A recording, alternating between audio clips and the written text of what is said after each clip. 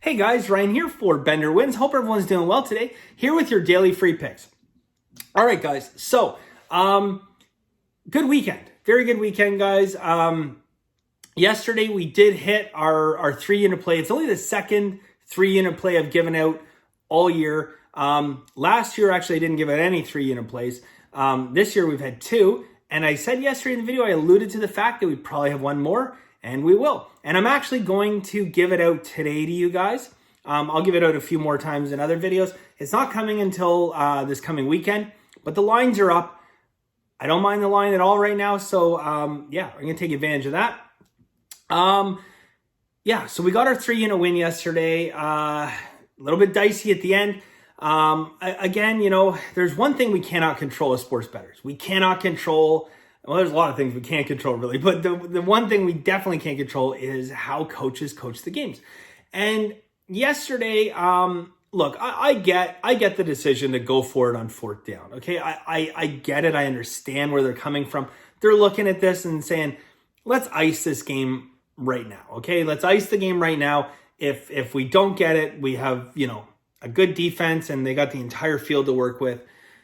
But I disagree fundamentally, okay? I disagree fundamentally. I would say the exact is true that you have a great defense and let's really make this Texans team beat you, okay? So by taking those 3 points and taking a 7-point lead, I mean, it really puts the pressure on the Texans to not only come down and score a touchdown, but then still beat you and you have the better defense.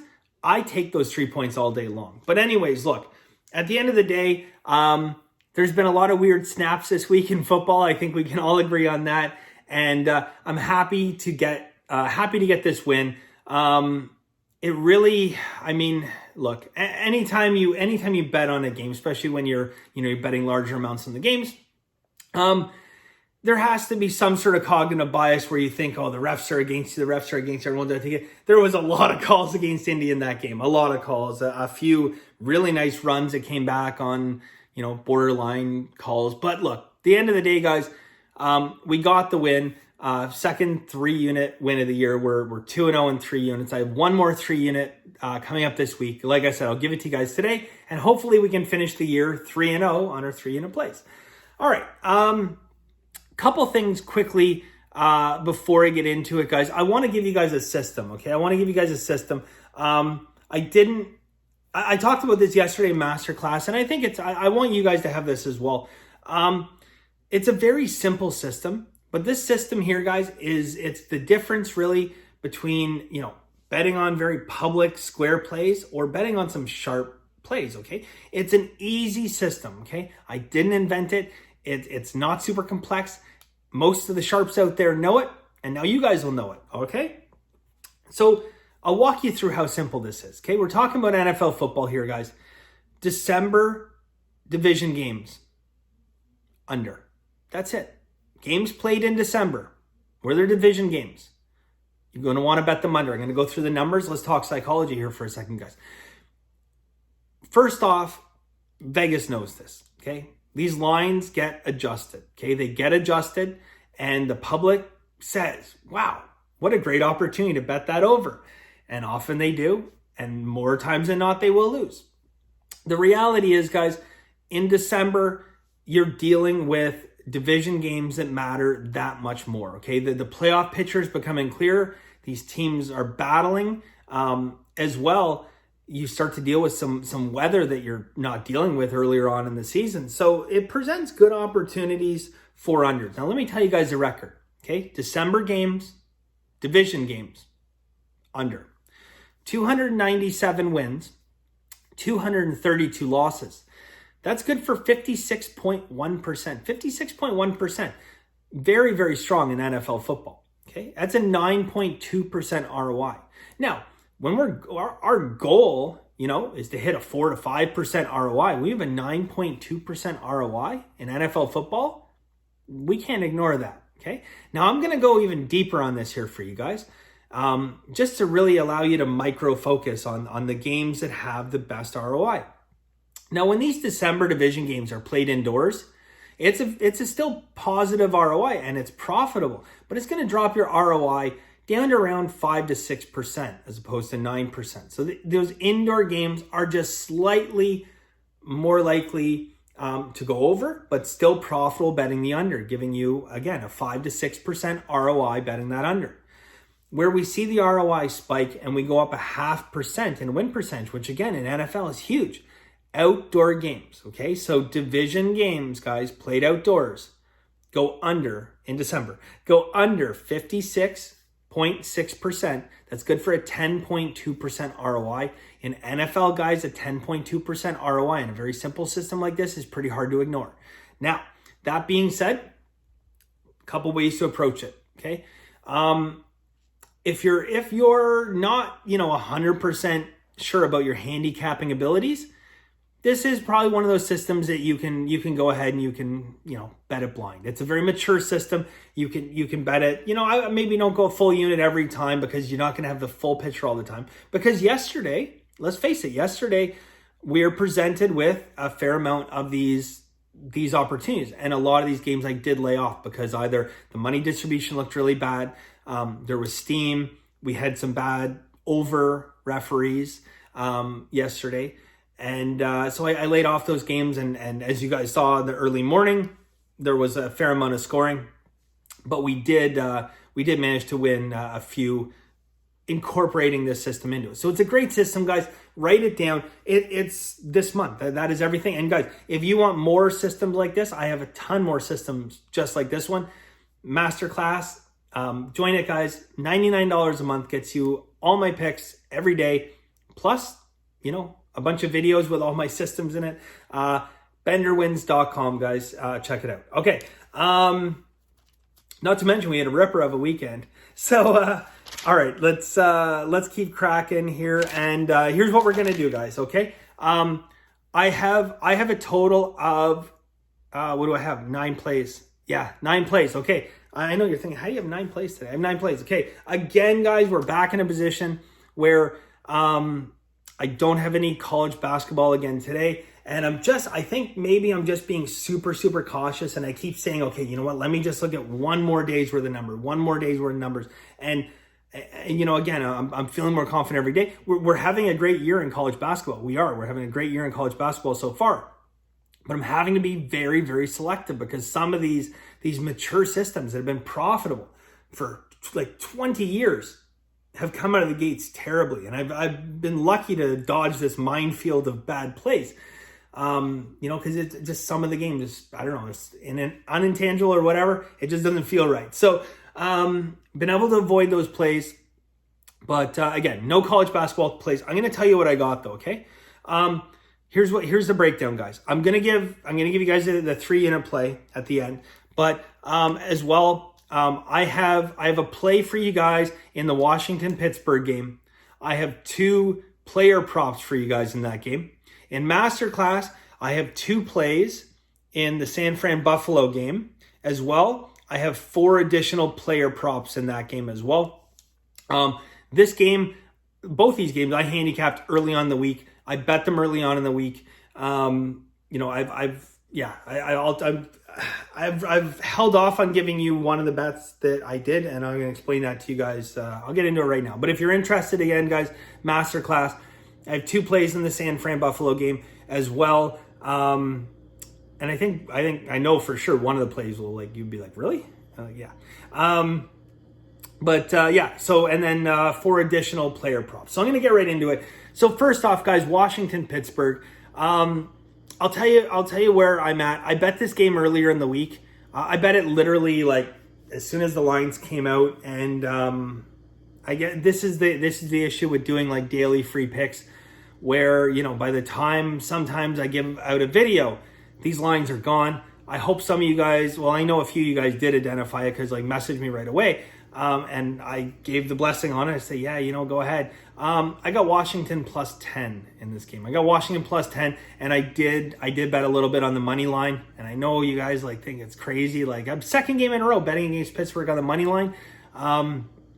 Again, we look at this defense. Okay, we look at this defense on paper, and everyone's like, oh yeah, they got the best defense. Okay, they played an okay game against a very, very, very depleted Baltimore squad last week, but Washington has a better defense. I mean, people think you're crazy. They don't have a better. They do. They have a better defense. Okay. Yeah. I do sell like these power ranking systems like years and years and years ago. I'm telling you, Washington has a better defense. Anyways, that line now has come down from +10 all the way down to +6, and crossing over like those couple key numbers being either I had 10, which 10 is the third or fourth most occurring score differential in NFL. 3 and 7 obviously are the number 1 and 2. But 10 is one of them, and then it's crossing over 7 as well. So at +6, look, I like Washington in this game. I still wouldn't be betting Pittsburgh in the game. But that being said, I can't condone giving it out as a pick. Okay, at +10, ton of value. I got the money line at +10, so I've got a ton of value there. No interest in laying off any of that bet, even though that line has moved, because I think that, I have a very positive EV play, expected value play. So I'm not hedging. But that's all I'll say, guys. I like Washington in this game. I think Washington has a chance to win the game outright. Is the money line profitable at +6? I don't know. I doubt it'd be close. I don't think so. I mean, Pittsburgh obviously wins this game more times than not, but it's still a profitable play, I think. But I still think Washington has a good chance to win this game outright. I just don't know if like 6 points is enough value anymore. But here's the play I do have, guys. I like the under in this game. Okay, Washington, Pittsburgh, under 43.5. Fair amount of steam coming in on this game. All in the under, guys. Have been fortunate that there has been enough public money still coming in on this that it's capped that line up there. It hasn't like started that, Vegas free fall that you see sometimes in NFL lines when, there's no public money and just a bunch of sharps betting on one side, and you see that massive free fall, right? We haven't seen it go, 43, 42.5, 42. We haven't seen it. So that's great. We like that value there.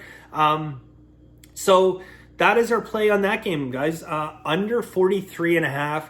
Again, look, everything says that to me, when I look at this, power ratings, when I look at all the matchup, Washington, okay, Washington. But I just don't feel, for me, guys, at this point, if I had not bet earlier in the week and I'm now looking at +6 and I'm looking at the money line where it's at, to me, it's no bet. So that's where I'm going to have to kind of go with that. All right. 2 player props, guys. First one, it's a 2-parter. They're both half unit plays. Okay. So the first one, guys, Benny Snell. Okay. So Benny Snell, we're going to go a half a unit, under 2.5 receptions. So under 2.5 catches, -130. Okay. So under 2.5 receptions, -130. And then the second part of that is under 16.5 receiving yards, -120. Okay, so under 16.5 receiving yards, -120, Benny Snell. So that's a 2-parter there. Under 2.5 receptions, under 16.5 receiving yards.